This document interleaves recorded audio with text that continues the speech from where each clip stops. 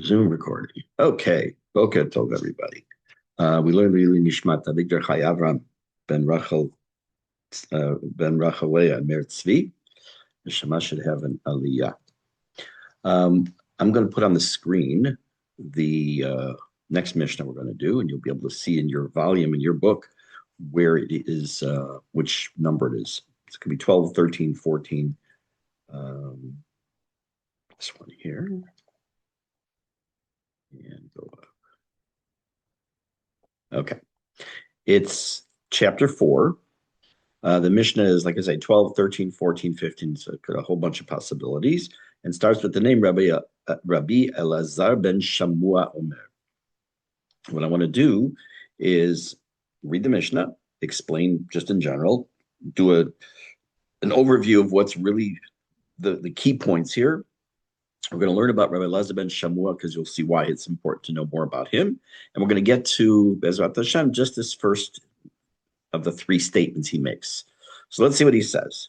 Rabbi Elazar ben Shamua Omer, Yichvod talmidcha chaviv alecha kishelcha. Let the honor of your student be dear to you as your own honor. Uchvod chavercha k'mora ravcha. And the honor of your friend, here it says colleague, your friend should be the same as you have a reverence for your teacher. Umora ravcha k'mora shamayim. And the reverence you have for your teacher should be like the reverence you have for Hashem. That's a pretty tall order. It's a very tall order. So I'm going to keep the screen up here for a little bit because I'm going to show you a few things soon. But I want to talk about, first of all, this Mishnah in general. And because at first, when we first look at it, it seems kind of like the Mishnah is just giving us some ethical guidelines regarding respect. Now, the topic of respect or kavod has come up many times. This is many times in Pirke Avot, and I mentioned already a few times that the word kavod, the shoresh kaf bet dalid, means heavy, like kaved, which is why your liver is called kaved because it's your heaviest internal organ. So the idea of respect itself, the recipient of the respect, it's a burden sometimes, and it's heavy. But it also, from the other side, the one who has to give the respect, which we all have to respect each other, but at different levels for different things, is also something heavy we have to take into consideration. So the Mishnah, just in general, if you do a quick read, it sounds like it's respect, like how you relate to your student, to your peers, to your teachers, which makes sense. But if we look closer, we'll see it's much more ambitious, much more far-reaching than the idea of just stam you have to respect. First, we have to start for the base, which is v'avtala reacha kamocha. Okay, we already know that you have to respect, you have to love your fellow Jew. Sometimes they make it difficult, but you still got to try. And that comes a level of respect. Doesn't mean you have to agree with everybody. It's impossible. Doesn't mean you're going to get along great and they're going to be on your list for inviting for smachot. But they're your fellow Jew and you have to have a feeling for them. But the people you come into contact with, your students, your friends, your teachers, there's going to be this almost, it's telling us almost of that there's a different hierarchy of these relationships. It almost destabilized this hierarchy because I can tell you as a teacher that, yes, I respect my students. I'm talking about, say, in a school setting. I respect all my students, but I'm just going to talk like the classic teacher-student relationship.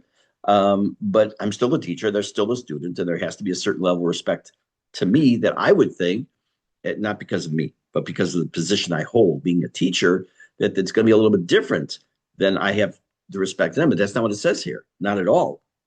It almost goes beyond the natural, in quotes, level of respect one might have in that kind of situation.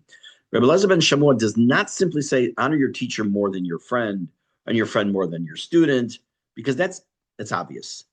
But what he does do is says that the honor of your student should be to you just like your own honor, meaning the way I would want to be respected, honored. And honor doesn't just mean the person stands up for you when you come in the room. Just the proper, however you want to determine. I'm not going to get into details now, but the way that I would want to be respected or honored is the same way I have to give that respect to my student. And the honor that you would have for your colleague has to be a level of awe in some cases of your teacher. And the awe of your teacher has to be like the awe of heaven. It sounds like very far reaching.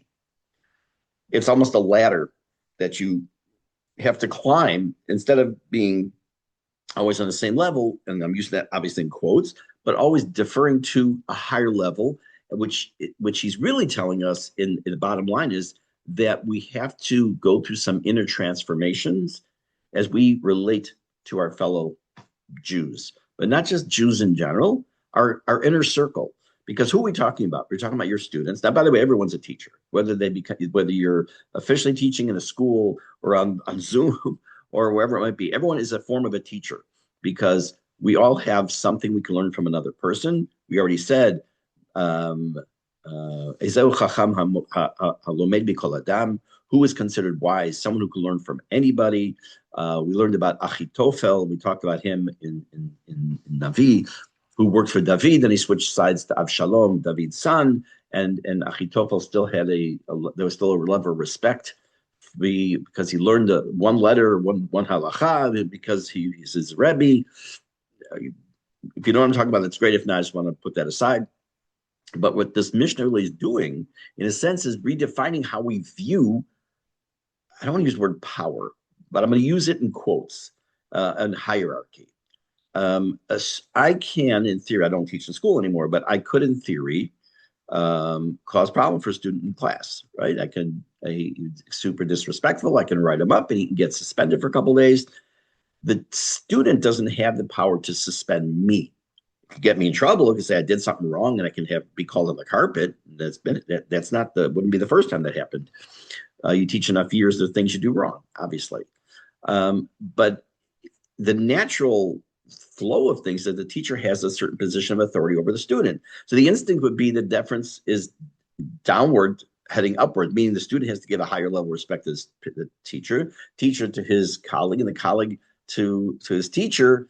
But really, Rabbi Elazar ben Shmuel, it turns that around. He said that the moment the power has to actively work to raise the dignity of the one who's the lower level. Again, when I use these terms, I'm not talking about caste system, and I'm talking about they're worth less. Just the natural words we're using here, to the point where it mirrors your own regard. That's a pretty strong demand. I want to just tell you that with or without this Mishne, I had a policy in school.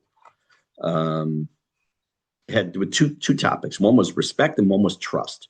Trust is something, when it came to trust, it's a line I used with my own kids when they were little. I mean, when they could already understand, which is, I trust you completely until you give me a reason to not trust you. Then you have to earn it back. And with respect, it's du-sitri. That's actually Aramaic, means two-way. Like you say a street has a one lane going one way, one going the other. You call it in English two-way street. In Hebrew, in Aramaic, but used in Hebrew called du-sitri. So, or you could say it's hadadi in this case, means it's mutual. There's mutual respect between the student and the teacher. So what was my general rule I had? I had spent obviously thousands of hours in classrooms over the last many years, officially since 1999, but even before that. And when you're teaching teenagers, especially preteens, or they call them tweens, and teenagers, sometimes things will not be as picture perfect as you would like to see in a classroom. And as a teacher, sometimes you lose it, or you say something wrong. You say something wrong that's insulting to a student. If I ever did that, the deal was that I would stop the class. I would ask the student to come to the front of the class or sit in this place wherever he felt comfortable. And in front of the students, I would apologize to the one I insulted or made the wrong comment to, because if I insulted him or made it feel bad in front of the class, you have to apologize the same way. And that's not going above and beyond. Hey, he's your student. You should be able to say, no way. It doesn't work that way. It may work that way, 150 years ago, but it doesn't work that way today. And I would never accept it anyways. So it's a level of respect. It doesn't come from, I don't want to make him feel bad. That's the one, that's obvious, but it's also to respect the person. I would not want to be put in that position. Why would I put him in that position? And again, the fallback becomes you work your way back to the Pasuk in Torah, you go to V'ahavta l'reacha kamocha. And it moves horizontally. A chaver or a peer, we relate to casually. Like, hey, how you doing? But I'll give you a good example. I was out yesterday for lunch. Andy and I went out with a couple from Chicago who were in visiting, and they made reference to one of my very close friends who I know and referred to him as Rabbi this, Rabbi that. And I mean, I know him by his first name. To me, he's just another guy. But so to that individual, he's not his peer. To me, he is my peer, and we relate casually to each other. This other guy and me. But what he's telling us, Elizabeth Shamua, is that I have to have a reverence for him as well. Can't diminish him, demean him, God forbid, as ever. Not just because he's my friend, but because he's a fellow Jew, a human being, not just a Jew. That there has to be a certain level of respect that almost comes to the respect of for my teacher as well, or reverential respect. By the way, this is not a halacha. This is his opinion of how you relate. So don't start thinking like, oh my gosh, I gotta go up to all my friends now and I have to act in this kind of way. But it's even if you don't come to that level, it's an idea of how we have to have this, not to be too comfortable with anybody. Meaning you want to be comfortable, be able to talk and to be able to have what's called sichat nefesh, to be able to pour your heart out to somebody if you need to, besides your own spouse. But to have friends, that's important. But also has to be some level of mora or of reference. It's not just companionship. There's a sense almost of a weight to the relationship as well. And finally, at the end of the third state in the Mishnah, mora rabcha k'mora shamayim. That is probably the most unusual line you could think, because it doesn't merely elevate the teacher and say, look, he's your teacher or she's your teacher, and you have to have, I have a colleague, he's not a friend, a colleague in Chicago he's a colleague, but he's in his 80s, who learned many years under Nechama Leibovich, and he refers to her as his Rabbanit Muvhak. That the one person he learned all his Tanakh from was from her. I wasn't zocha to learn from her, but that's so. Whether it's a man or woman, the person's your teacher, then it seems like it's elevated to the point that wow, you got to have the same respect as you would for Zirat Shamayim. That doesn't make any sense. It really doesn't make sense. But it really is talking about the idea. It's a bridge. It's a bridge to understanding what it means to have a fear of him. Doesn't mean you fear your teacher. Fears in quotes. Yirah also means awe. We've talked about that. As you have for Hashem. That's definitely not what it means. But it means that this level of respect has to be kicked up a notch so we can understand this, what Yirat Hashem is, through how we approach our teacher. By the way, the same thing is true. The Torah tells us, indirectly tells us that when you honor your parents, one of the benefits is you understand what it means to have kavod for Hashem, because your parents brought you into this world, and Hashem brought your parents into this world. And when you honor your parents, you're also learning instinctively what it means to honor Hashem. So it's a similar idea. So it's almost the way you respect your teacher is, now my guess is he's talking about what's called a Rav Muvhak. Rav Muvhak is a teacher from whom you've learned the vast majority of your Torah. Nowadays, there aren't that many people that have a Rav Muvhak, especially now with the advent of the internet for so many years. You can listen to 5,000 different rabbis online, their shiurim. But someone who grew up in a situation where they learn their as they say, Chumash with Rashi, and then they learn Mishnah, and Gemara, and Halacha, and Tanakh, whatever else it might be, and they learned everything from one person. They're the Rav Muvhak, and there's specific rules in Shulchan Aruch that have to do with someone and his Rav Muvhak. I think he's talking about that. I couldn't swear to it. But in general, we're referring to teachers, official and maybe unofficial, that it becomes almost a proving ground to understand, or a training ground to understand what it means to have respect for Hashem and in awe of Hashem. And it's really about calibration, about recalibrating your perspective. Not you, but a person has to understand that just because they may be in a certain position, whether it's the boss to an employee, a teacher to a student, an employer to an employee, there's all these relationships we have in life, that there has to be mutual respect and also to try to elevate that respect to a level that how you would want to be respected, at least at the bare minimum. So that's just the overview of the Mishnah.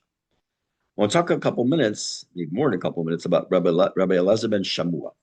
Rabbi Elazar ben Shamua, most people say, who was he? Well, if you drop the ben Shamua, you'll know that you've heard of him many times. First of all, let's make a distinction. There's Rabbi Eliezer and there's Rabbi Elazar. This is Rabbi Elazar. Wherever you see his name, Rabbi Elazar in the Mishnah, it's this man. For the vast majority of the time, Rabbi Elazar ben Shamua is just simply known as Rabbi Elazar. Gemara in Shabbat, Rashi in Masechet Shabbat tells us that anytime you generally see the name Rabbi Elazar in the Mishnah, we're talking about Rabbi Elazar ben Shamua. Just as a parenthetical statement, you might think like, oh, say Elazar, Eliezer. I mean, so what? What's the big deal? So I'll tell you what the big deal is. First of all, it's not the person's name. And second of all, it has halachic implications. I'll give you one example. Many, many years ago, there was someone who came to me and said that his name is Yehonatan, Yud Hey Vav, Yehonatan, and his ketubah says Yonatan, Yud Vav Nun. Is it the same name? So maybe the initial reaction is like, yeah, it's the same name, Yonatan, Yehonatan. So I did some investigation, and it turns out it's not the same name. And he had to have a new ketubah written. It was many years after they got married, to have a new ketubah written and to reflect the Yud Hey. There's a sefer called Kav Naki, which deals with called Shemot Begitin, which is not just for Gitin, it's also for Ketuvot, of how names are spelled. It has thousands of names because the name is critical in its spelling, and distinction between one name and another is sometimes just one letter, which is like we say here. Sometimes very quickly, if you're learning Mishnah, you'll say Rabbi Eliezer, but it's not Rabbi Eliezer, it's Rabbi Elazar. It's a different name. So you have to be careful because you want to give credit to the person who made the statement. So this is Rabbi Elazar. He was a Kohen, and he was one of the last 5 students of Rabbi Akiva after we're in the time period of Sfira right now, the 24,000 or 12,000 pairs of students of Rabbi Akiva who passed away between Pesach and Lag BaOmer. And these same 5 or possibly 6 students, there are different opinions, were the same students who, according to Gemara and Avot, after all these thousands of students had passed away, were the ones who were responsible for disseminating Torah, to restarting, like the restart switch. Their teacher was a man named Rabbi Yehuda ben Baba. And if you have been to Katamon and Katamonim, that area, you'll know that the streets are named after people with these names. Yochanan ben Zakkai, Rabbi Yehuda ben Baba. It's just not street names. You have to know, the Yerushalayim, many neighborhoods, names of streets are based on a specific tkufa or time period of history. If you go into Rechavia, you're going to see the Middle Ages. You're going to see all the people from then, the Ibn Ezra, Ramban. So if you go into the area of Katamon and Katamonim, you're going to see those kinds of streets as well. Actually, Katamon is a better example. But Rabbi Yehuda ben Baba was the one who not only was their teacher, he took his life into his own hands because it was prohibited to teach Torah at this time and by the government. And he gave each one of them smicha. Smicha meant that they ordained as rabbis and teachers. The official title today, besides rabbi, is rabbi, teacher, preacher. That's I don't know if it's still used in the official document that I have, but that's for the last, until at least when I got smicha, and for the last 50 years before that, the document I had in English, and all the people who I know before that I've seen, was rabbi, teacher, preacher. I always thought the preacher part was funny. I mean, it is, you're preaching, but it's hopefully not to the choir. Anyways, so he intended with Rabbi Yochanan HaSandlar, who was the last Mishnah we talked about, to go abroad, to leave Israel, to study Torah from Rabbi Yehuda ben Betera, another name that you're going to see in Katamon area. But he ultimately changed his mind because he loved Israel so much. And we know that it was the statement, Ein Torah k'Torah Eretz Yisrael, Avir Dara Machkim, there's no Torah like the Torah of Israel, that the air, just the environment of being in Israel changes a person and makes a person wiser.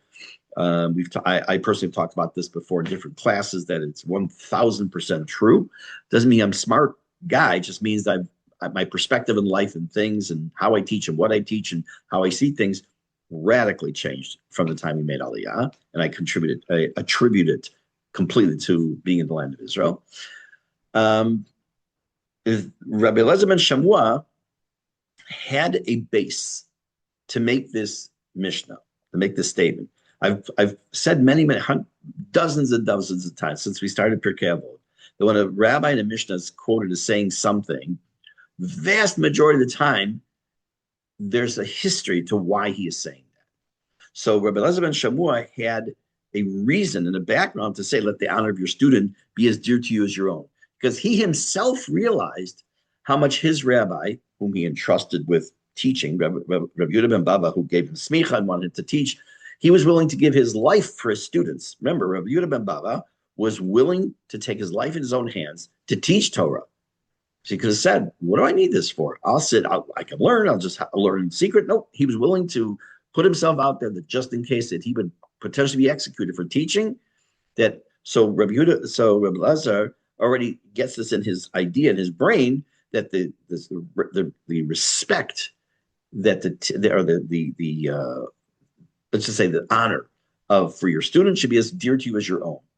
So he saw that with his own teacher to him, and that he understood this extreme importance of students as a continuation of lineage. Why are students so important? What does that mean? You're always training the next generation. When you're a student, you're learning. I'm talking about younger people now. Remember, we're all students. Why is the word, slight digression, why do we say someone who's smart, call him a Talmid Chacham? You don't tell him he's a Chacham. He's a Talmid Chacham. He's a student of wisdom. Because you're always a person who's got wisdom but doesn't continue to try to grow that wisdom and that knowledge base. He's not a Talmud. He's just stagnant. You always want to be learning. That's why it's Talmud Torah, Limud Torah, that we ask Hashem to give us the Lilmod Ulalamed Lishmor V'La'asot. That's not just said for kids or for teachers, it's for everybody. Lilmod Ulalamed. You want to learn. You want to be able to teach. Sometimes by example. Sometimes it's officially you teacher, and then to keep the mitzvot, so that when I'm teaching a kid who's 16 years old, and we're talking about the concept of Bitoch shelo lishma ba lishma. We had a shir on this a few months ago in Pirke Avot. When you do something maybe not for the right reason, eventually it comes to the right reason. I'm planting a seed. Teachers are planting seeds and hopefully this child is going to grow up with this additional knowledge and grow. I have a couple of boys I teach Gemara to, and what I take for granted is like literally Aleph Bet in simplicity in a particular statement of Gemara. I'm going to be spending today with them probably 45 minutes to go over it, just to give them that base of what they'll now be able to do anytime they open a Gemara.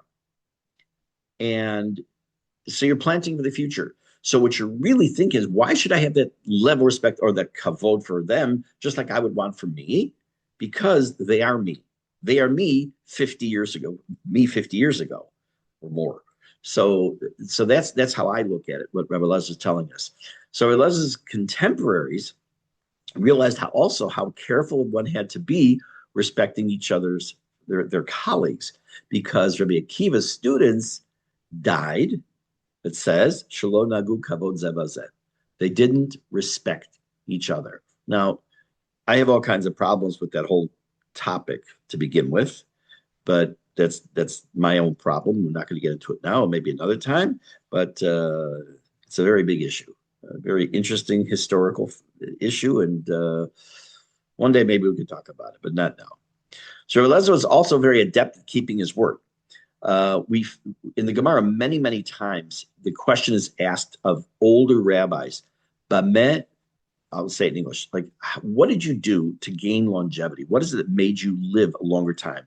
So Rabbi Elazar ben Shamua gave three answers to the question. I'm going to show you.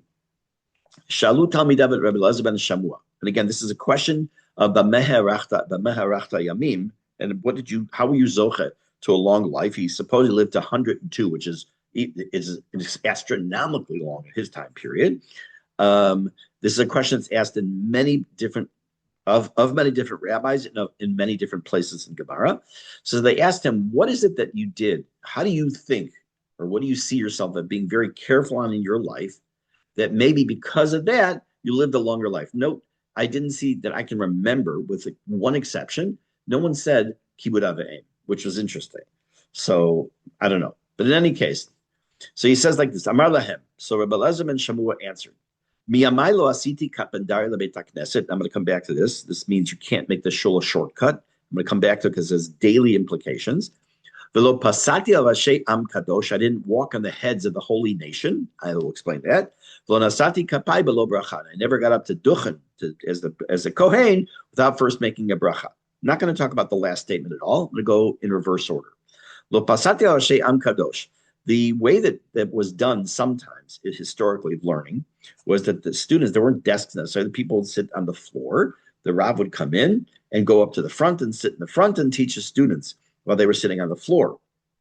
And he didn't wait to come in late so that all the students would have to stand up for him. That's first of all. But besides that, then to have to step over everybody. So they're Am Kadosh. He didn't say students. He said, I didn't step on the heads of the Am Kadosh, the holy people, his own students.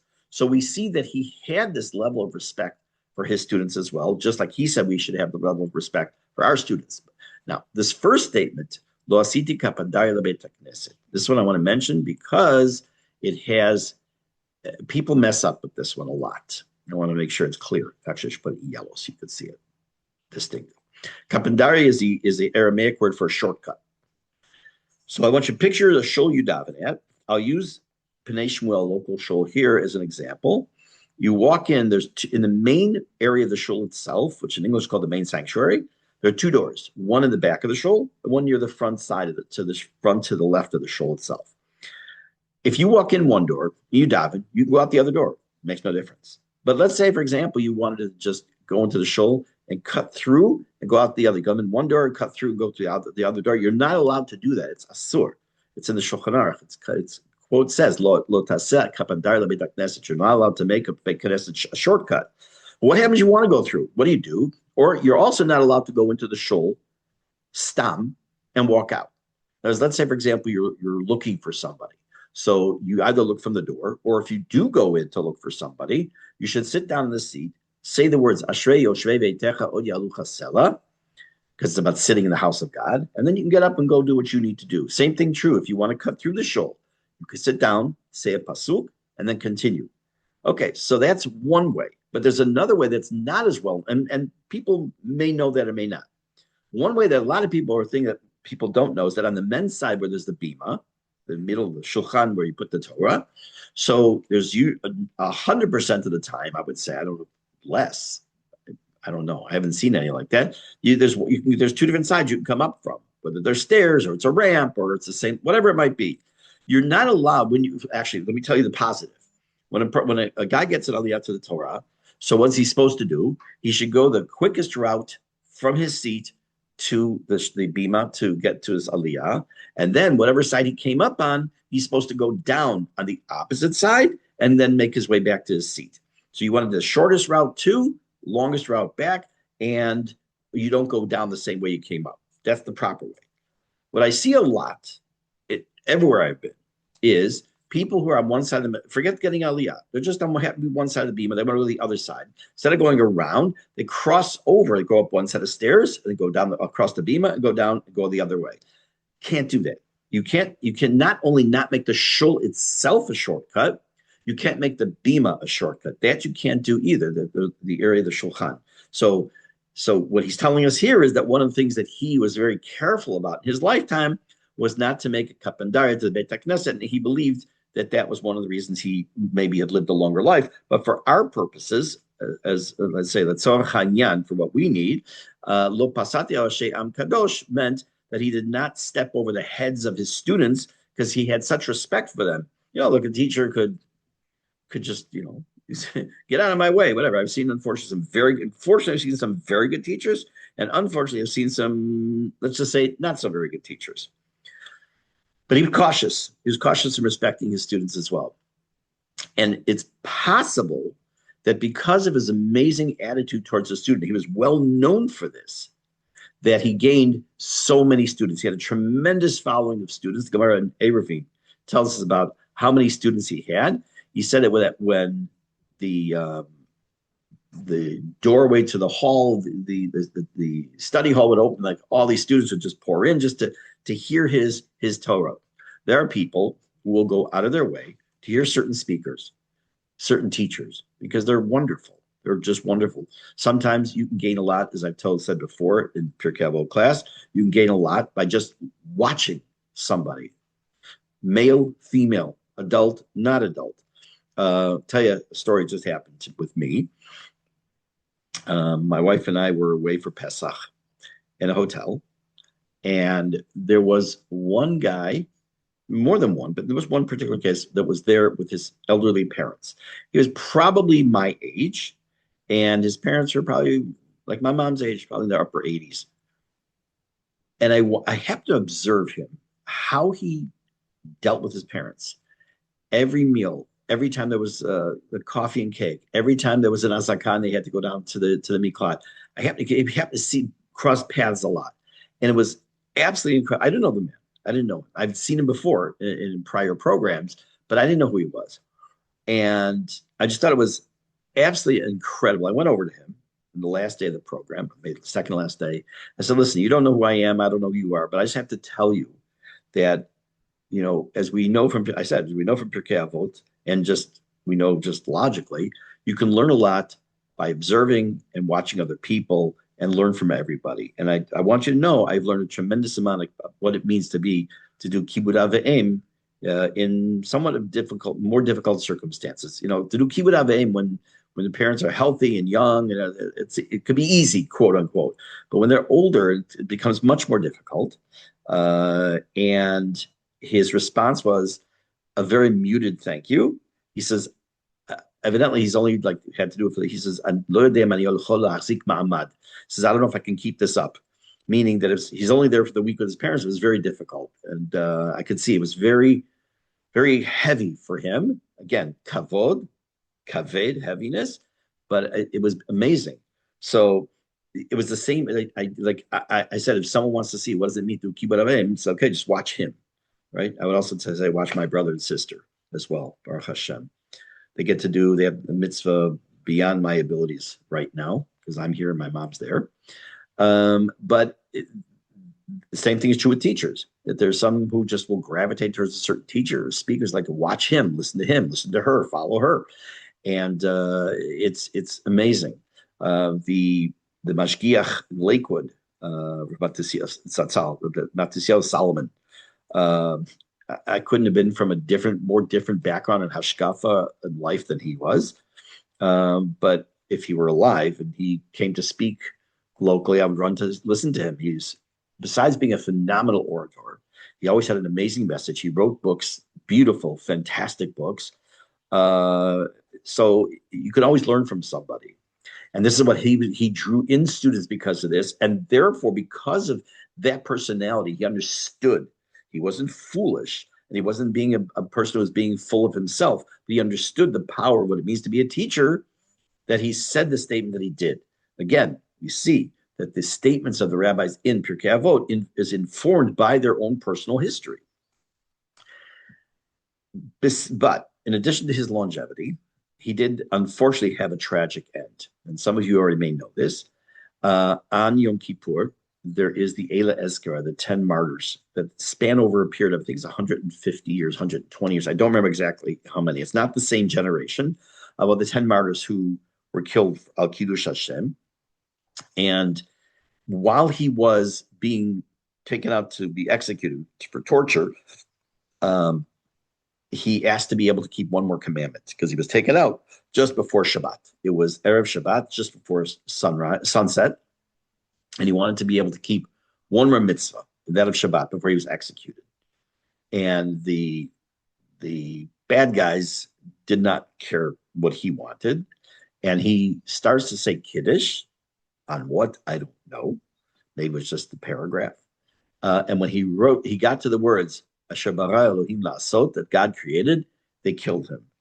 And he was executed. So at that point, a bat kol came out and said, blessed are you, Elazar. In this world, your soul went straight to Hashem.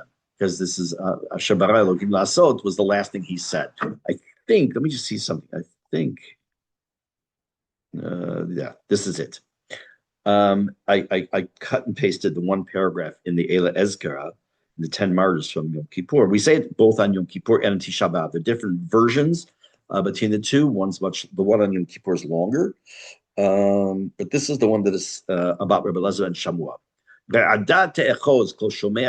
Let trembling seize all who hear, in each eye, and each eye flow with tears. And all joy be turned to mourning. Because of the murder of Rebbe Elazar ben Shamua. This is the Paitan, the one who wrote the Ela Ezra, which I don't remember who it was, wrote this poetic statement that basically a person should be trembling and crying over and all his joy should turn to mourning over the execution of Rebbe Elazar ben Shamua. So he was a beloved individual and loved by his students. And that's how we end up with this Mishnah with his statements. Let's talk a little bit about this idea of honoring your student.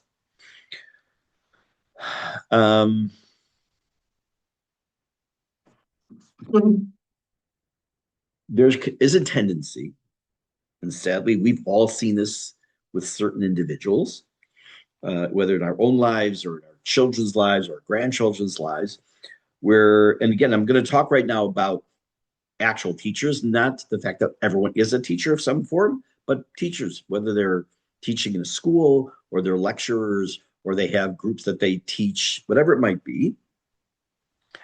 We've all seen teachers who feel that they are God's gift to mankind, lording over their students, and feeling that they are better than them. Now, I may know a bunch of stuff. Doesn't make me better than somebody. This couple I went out with yesterday, he was an ENT for 30 years, did thousands and thousands of procedures and operations, and he knows that, and I don't. Does that make him better than me? It makes him has a skill set that I don't have, and I have a skill set that he doesn't maybe have. But this idea is, we don't exalt over each other. We don't lord over somebody. We do, of course, have a relationship, not he and I, I'm talking in general, student teacher, of besides the mutual respect, there still is a reference here for the teacher that Rabbi Elazar ben Shamua is not saying we're peers. The student and the teacher are not peers. You can't look at it that way. May become peers one day. I actually had that happen a few times. But at this point of this relationship between student and teacher, you're not peers.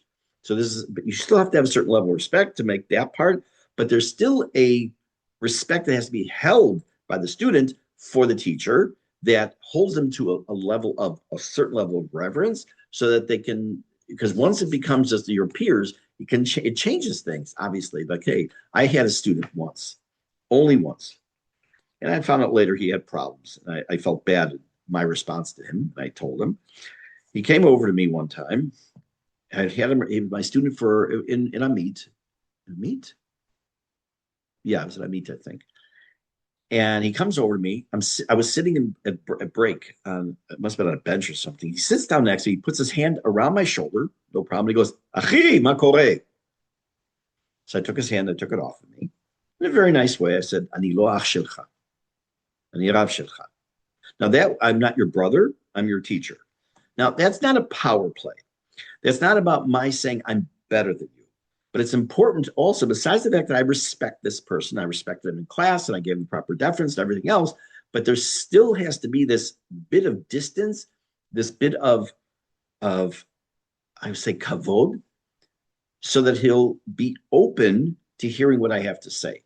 When you think that you are the same person or that you are better than somebody, you're going to shut down. That's why when these teachers who I've seen, or employers or whoever it might be, who feel that they're better than you, they're more important. They may be more important in a certain way, but are better or are better Jews or better whatever it might be. You've already lost the boat. There's going to be no respect. There's not going to be that. It's treating your student with affection, treating your student with appreciation. Why do you have to treat your student with appreciation? Pasuk tells us, Mikol melamdai hiskalti, from all of my teachers I have learned, and from my students I've learned more than anything. You have to understand that when you teach formally, especially when you do it for many years, you learn a tremendous amount from your students. It could be a question that was asked, that's asked of you. I was asked a question yesterday. It never occurred to me. It was a very basic question. So I had to do some research. Why? I'm the teacher. So what? Doesn't mean anything. Now I had to learn something. So I've learned because of the student's question, which is great. And so therefore, because that student is also a quote teacher, so now you kind of do come to a certain level of, I'm going to use the word equality, but in quotes, for the level of respect. And the person should speak to his student or her student. That's actually a negative way of saying it, but like at an eye level. It doesn't really translate properly into English either, but with mutual respect, let's just say like that. Where do we know this from, though? Where does this come from, this whole idea? So we'll take a look at a slide. This is a Gemara not a Gemara, a Braita, Avot Rabbi Natan. Tells us as follows. When it came to fighting Amalek, the Pasuk says, Vayomer Moshe Yehoshua. Let me just highlight the Pasuk, and I'll translate this. Vayomer Moshe Yehoshua bechar lanu anashim. He says, let's choose for us men. The continuation is to go out and fight against Amalek. So why does he say bechar lanu? Choose for us. Remember, Yehoshua this is only a few days into Yehoshua's being mentored by Moshe Rabbeinu. It's not the Yehoshua we know if Sefer Yehoshua yet. He's still a young man. And he says to Moshe, the Melech of Bnei Yisrael, he had the status of a Melech, the Navi of all Nevi'im, says to Yehoshua, his student, his underling, B'char lanu anashim, gather for us men. I should say B'char li. He's the one running the show. Bikan, from here we see, says the Mechilta. What was Mechilta? I thought it was about the Ravina. Oh, it is. Okay, whatever. It makes no difference right now.